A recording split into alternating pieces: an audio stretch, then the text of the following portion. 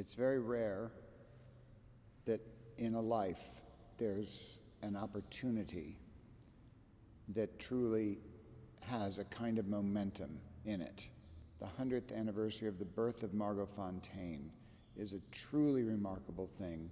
A dancer like Margot comes around not even once every 100 years, maybe once every 500 years. When a historic opportunity presents itself, then you have to look at that moment in history and what statement do you make?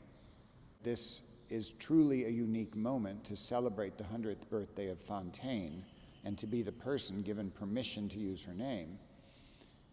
And I looked at what's going on in the world and what's going on in the lives of people, and I thought, to make a major work, to create something that indeed is impossible to do, but to do it, that's about destiny, that's what I believe everybody will benefit from contemplating. What are you made for? What are you made of?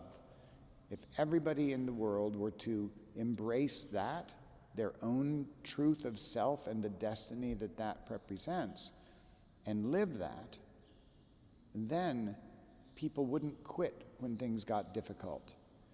People would be doing what they're doing because they have the conviction of the truth of self to do it. Fonteyn was so remarkable.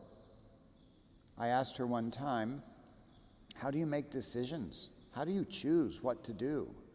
And she said, it was easy for me because I never had to choose. Because if any part of me hesitated, I didn't do that thing.